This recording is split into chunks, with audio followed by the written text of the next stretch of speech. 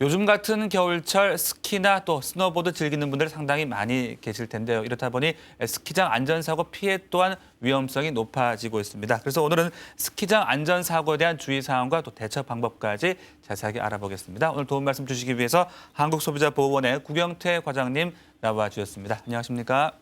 네. 자, 이 스키장 안전사고에 대한 소비자 피해 접수는 어느 정도 되고 있습니까?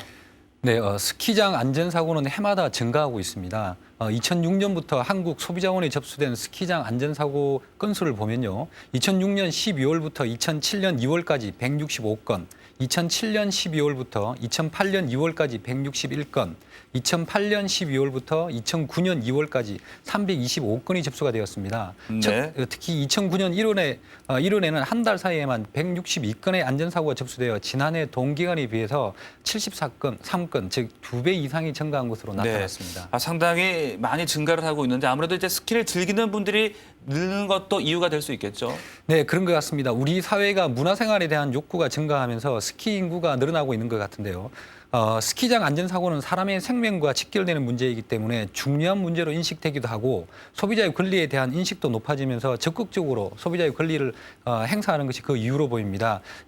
또한 몇몇 스키장에서는 안전사고를 방지하기 위한 시스템을 제대로 구축해 놓고 있지 않아가지고 사고가 발생하는 경우도 있습니다만은 네. 스키나 보드를 즐기는 분들께서 안전사고에 대한 아무런 지식 없이 스포츠를 즐기시는 것도 주요한 이유로 보입니다. 네네. 자, 그렇다면 이제 그 헬멧이나 무릎 보호대 같은 그런 이제 안전 장비를 좀 착용하시면은 그나마 위험을 좀 줄일 수가 있을 텐데 그런 착용에 대한 규정이 따로 마련이 돼 있습니까? 안타깝게도 그러한 규정은 없습니다. 국가가 국민의 안전을 위해서 법으로 스키나 보드를 탈 때는 반드시 헬멧이나 안전 장비를 착용해야 한다는 법 규정을 만들면 가장 좋긴 한데요. 네. 일각에서는 개인에 대한 국가의 과도한 간섭이라는 비판이 있어서 예. 법으로 제정되기는 사실상 힘든 부분으로 보입니다. 네. 예, 자신의 좀 안전을 위해서 그런 것들은 챙기시는 게 또 도움이 되지 않을까 생각이 듭니다. 자, 그럼 여기서 상담 전화가 연결됐다고 하니까요. 이야기 나눠보겠습니다. 안녕하십니까? 예, 안녕하세요. 네, 전화 감사드리고요. 어떤 점이 궁금하실까요?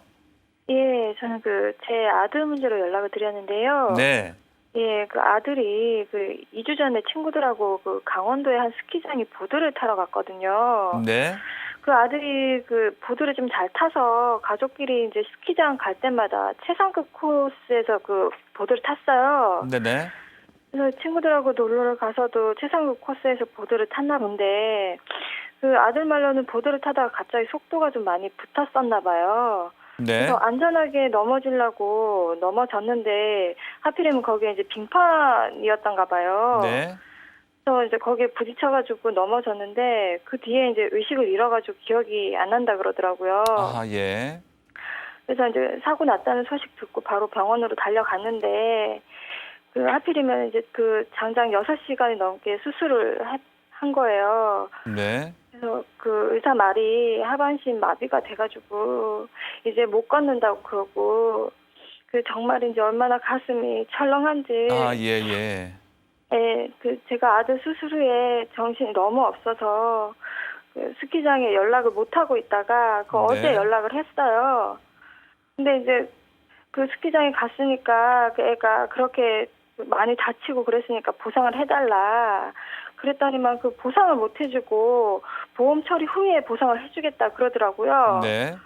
아들이 이렇게 다친 것도 억울한데 저는 소송을 해서라도 스키장한테 이제 보상을 받고 싶거든요. 네.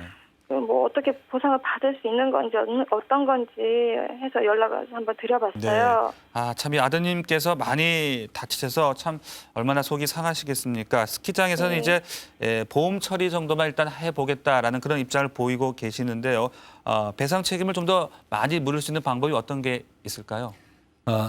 네, 먼저 아드님의 빠른 쾌유를 빕니다. 사실 스키나 보드 실력은 스키장 직원이 판단한 것이 아니고요. 스포츠를 즐기는 당사자가 스스로 판단하는 것인데 그렇기 때문에 만약 오늘 스키나 보드를 배운 사람이 최상급 코스에서 스키를 타는 것을 스키장 직원이 막지 않았다는 이유만으로 스키장한테 배상 책임이 있다고 볼 수는 없습니다. 아, 예. 예, 다만 법률 규정에 의한 안전장치 또는 신의칙상 요구되는 안전사고 방지 장치가 되어 있는지 여부에 따라서 스키장의 배상 책임 여부를 판단해야 될 것 같은데요. 상담자분께 한 가지 여쭤보겠는데 아드님께서 이용하신 최상급 코스의 안전사고 방지 장치가 어떻게 되어 있는지 좀 확인이 필요합니다. 혹시 알고 계신지요? 솔직히 뭐 제가 같이 따라가진 않았는데 사진을 봤어요. 네. 그리고 뭐 사고의 사진도 찍어놓은 게 있고, 그 뭐 또 친구들 애들 친구 말 들어보니까 그 상급 코스가 대부분 이중으로 펜스라고 하죠. 그렇게 뭐 설치가 돼 있다고 하고 그렇게 돼 있더라고요, 사진으로 봐도. 네네. 근데 그 스키장은 상급 코스 중간중간에 이중 펜스가 이렇게 안 되어 있는 것도 있긴 하더라고요. 네. 예, 그렇다면 근데 그 안전사고 방지 장치가 좀 미비했다라는 점을 주장할 수 있지는 않을까요? 피해자인 소비자는 이제 그쪽으로 주장할 수도 있는데요. 네. 스키장을 운영하는 회사는 그 시설물의 설치 또는 보존에 있어서 요구되는 주의 의무 또는 이용자에 대한 안전 배려 의무를 부담한다는 것을 손해배상 책임의 요건으로 하고 있습니다. 즉 법률로서 스키장 설치 및 보존의 주의 의무를 구체화한 경우, 예를 들어서 이중 펜스를 의무적으로 설치를 해야 된다라든지, 그 펜스의 두께는 소프트 한겨울에도 얼지 않는 부분이 있어야 된다. 굉장히 구체화된 규정이 있다면 네. 그 규정을 스키장이 이행하지 않았다면 그로 인해서 소비자가 다쳤다면 배상 책임이 발생할 수도 있는데 그러한 내용을 구체적으로 좀 확인을 해봐야겠습니다. 네. 사실 스키장 안전사고의 경우에는 소비자 분쟁 해결 기준이라는 것이 존재하지는 않습니다. 그만큼 피해자와 스키장의 책임을 묻기 혹은 판단하기가 쉽지 않기 때문인데요. 네네. 제가 상담자분의 아드님께서 어떤 경위로 어떻게 다쳤는지 구체적인 증거 자료를 좀 찾아봐 확인 좀 필요하고요. 당장 어떻게 대책 방안을 말씀드리기는 어렵겠지만은 네네. 궁극적으로는 소비자 분쟁 해결 기준보다는 일반법, 민법을 적용할 수밖에 없습니다. 네. 스키장 사고의 경우 사진 등 증거 자료를 좀 확보하는 것이 중요하고요. 그리고 아드님이 어떻게 다쳤는지, 주변에 목격자가 있는지 그러한 좀 자료 수집이 좀 필요할 것 같습니다. 네. 자, 그런데 그 스키장 안전사고에 대한 소비자 분쟁 해결 기준은 왜 아직 마련돼 있지 않는 걸까요? 소비자 분쟁 해결 기준은 판매 방법, 거래 대금, 계약 내용 등이 법률적 또는 사실적으로 매우 유사한 업종을 기준으로 소비자 분쟁의 원활한 해결을 도모하고요. 그 해당 산업의 건전한 발전을 유도하기 위해서 국가가 개입을 해서 고시로 운영하고 있습니다. 스키장의 경우 시설물이 부딪히는 경우도 있지만은 대부분은 스키어들 사이에서 발생하는 안전사고가 되게 많다고 합니다. 그리고 네. 시설물에 대한 안전 기준을 구체적으로 명시한 법 규정이 존재하는 것도 아니기 때문에 시설물 설치 보존에 있어서 요구되는 주의 의무 또는 이용자에 대한 안전 배려 의무 정도 또는 기준을 마련하기가 쉽지 않아 보입니다. 또한 개별 사건마다 소비자의 과실이 다를 수밖에 없고요. 네. 소비자에게 손해배상 청구권이 있다 하더라도 손해액의 확정, 예를 들어서 이분의 나이라든지 평소의 소득이라든지 이분의 과실이라든지 이런 부분에 따라서 배상액이 달라지기 때문에 획일적으로 분쟁 해결 기준을 제정하는 것은 어려워 보입니다. 그리고 좀 전에 말씀드렸다시피 스키나 보드는 스스로가 실력을 판단해서 즐기는 스포츠이기 때문에 다쳤다고 해서 무조건 100% 네. 스키장의 배상 책임이 있다고 보기는 쉽지 않아 네, 보입니다. 알겠습니다. 자, 답변 잘 듣고 계셨죠? 예. 당시 상황을 좀 설명할 수 있는 자료를 잘 준비를 하셔서 전문 변호사님의 또 추가적인 도움도 받아보시기를 당부를 드리겠습니다. 예, 감사합니다. 네, 전화 고맙습니다. 예. 자, 스키장 안전사고 이렇게 하반신 마비까지 심각한 사고까지 생길 수도 있을 텐데요. 주로 어떤 원인 때문에 사고가 많이 발생하고 있습니까?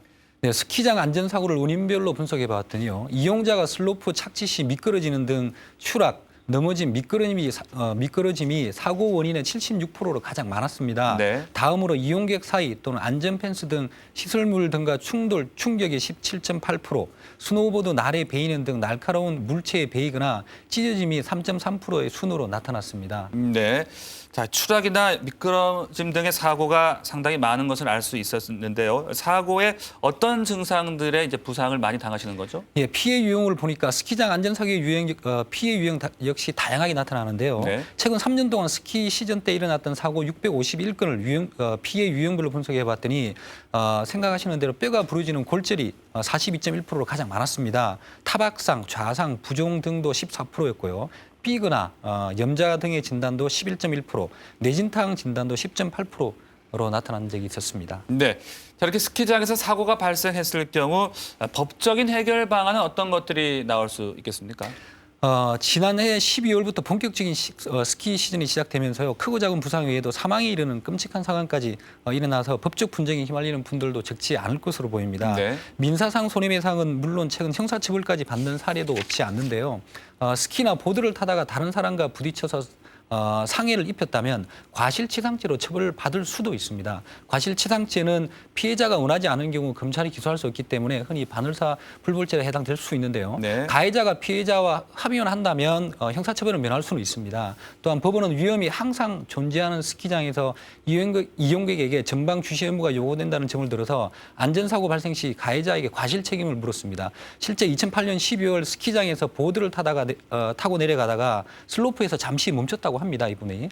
그래서 멈춰 있는 사람을 들이받아서 8주간의 치료라는 골절상을 입은 김모 씨에 대해서 법원은 스키장은 서로 충돌에 다칠 위험성이 많은데도 위험 발생을 미리 막아야 할 주의무를 다하지 않았다면서 벌금 네. 70만 원을 선고한 사례가 있었습니다. 그렇군요.